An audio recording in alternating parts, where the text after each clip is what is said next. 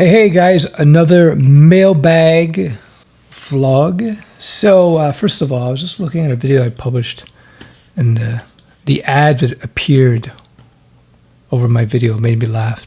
Anyhow, enough of that. All right, so the question was, when to use WordPress and general strategy. Hi Stef, I've enjoyed your vlogs for the past couple of months. After years of feeling misplaced in the public sector, I am a historian by trade. I left my job this winter. I'm taking an online course along with a few books on JavaScript and Python to start freelancing as a web developer. Your vlogs have helped a lot. I'm pondering whether to use WordPress for my business site and therefore choose a hosting plan dedicated for WordPress use. I think it would help me concentrate on doing my courses in these early stages and not worry too much about building actual bits and parts of it other than the content. I do see the benefit of building your own from scratch, but I'm afraid that it would take some valuable time. What would you do in my place?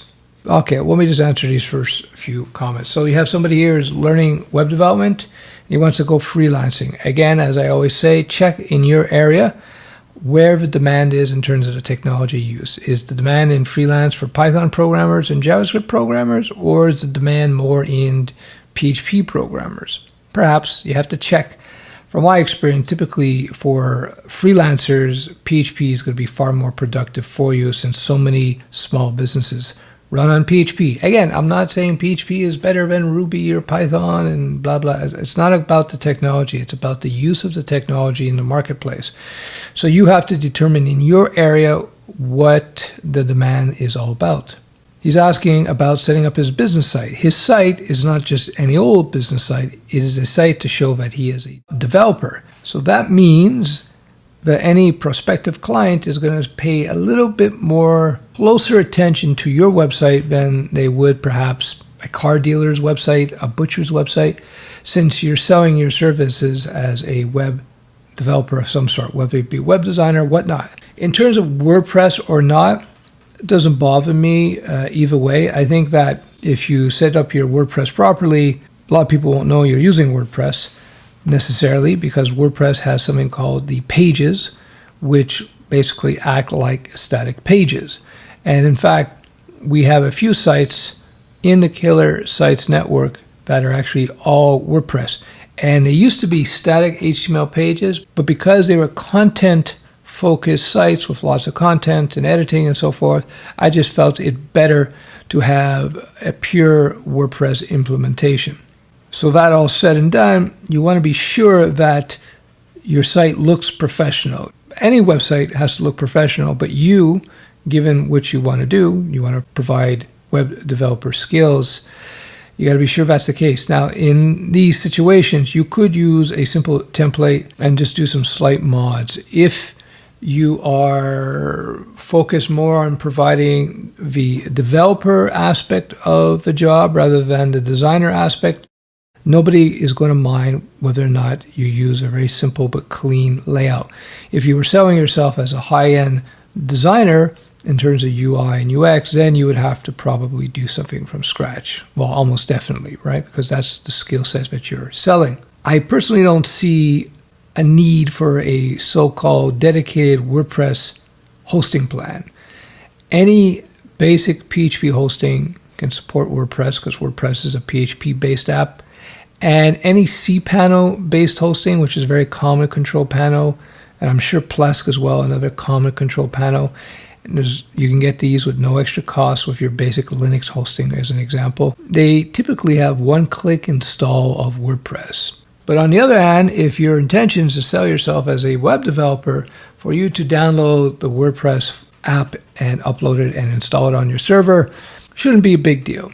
And what you might find in your part of the world, and I don't know, but you might find, like in so many other places, being a WordPress expert to install, configure, modify, put up themes, etc., lock it down security-wise, or so on, you might find there's a huge demand for that in terms of small businesses. I've seen it over and over and over again. Again, WordPress development, Drupal development, Joomla development, these are the three most popular content management systems out there as far as I know. It may not be sexy work for many developers, but it can be extremely lucrative.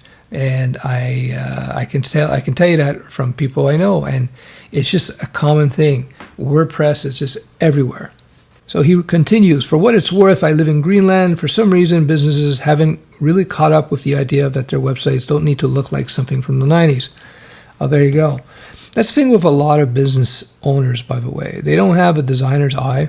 And so unless they're pushed into it, they won't see a difference between 90s styles of web design versus modern look, with some exceptions, of course. This is for small business owners. Small business owners, they got so many things they got to take care of. They don't have time to really concentrate on these sorts of things. But what you'll see with small business development is that functionality, basically bringing functionality to the site, is far more obvious to them than design, and they will value that more, right? So if they come to you, for example, and say they want to install a shopping cart-based system, that's pretty obvious to them. But if they have a shopping cart system and it looks kind of dated, they'll be much less sensitive to the aesthetics of the shopping cart rather than if the shopping cart actually works or not. You see where I'm going with that? And I have found in my career and other people's careers is that people who can produce a functional system are valued more than people who can develop aesthetically pleasing looking thing. And I'm not saying that to be able to produce a good user interface and good user experience is less valuable. I'm just telling you what the perceptions are in terms of many, many small business owners. For me, as I've said in other vlogs, today what really differentiates the apps are, besides the general content that they provide, is the UX and UI, UX, UI. iPhones and Android devices, Windows, Mac devices, MacBook Pros, etc. In terms of functionality, they're all pretty neck and neck. Some people prefer the Mac, some people prefer Windows. They each have their pros and cons. But at the end of the day, what differentiates is the usability and the feel of it. And the Mac people who enjoy Mac so much, and I count myself as one of them, it just has a really good feel, the Mac operating system, even though the hardware might be underpowered in certain benchmarks. But in terms of real world use, it just has a very good feel. And that's, again, that comes down to UI and UX. So let's see what we got here. I'm just going to continue reading. And given the fact I really don't know any web developers around, and small businesses have their websites done by companies in Denmark, who, by the way, just chunk their content on templates that look the same, I think web developers might be in demand here. Again, that's why I always say to people in terms of what language should I learn, which framework should I learn, you have to consider A, the type of work that you want to do, and B, you have to look at where you live in the world and look at the demand. You look at the demand by checking to see local listing for jobs, talking to site owners in the area, checking out Indeed.com perhaps, Craigslist, etc., etc. You have to do a little bit of snooping to see what the demand is in your area, and then from that, you can decide which way you want to go. So I will finish up this email. I know I won't be able to compete with prices from Danish companies.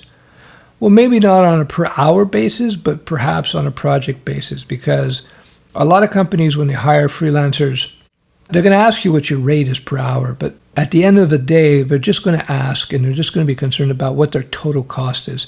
It's very rare, especially when you're starting out with new clients, that they're going to let you work on a per hour basis. They're going to want a fixed price, so you can compete perhaps on fixed price if you have a really good workflow in terms of how you put out the projects that you put out. So he continues, I know I won't be able to compete with prices from the Danish companies, and that leaves me with the task of convincing companies why a local developer might be a better choice.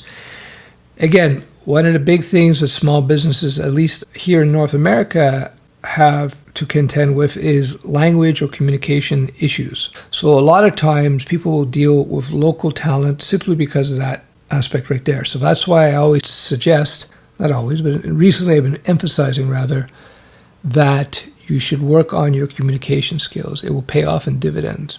Anyway, that's it for today's mailbag.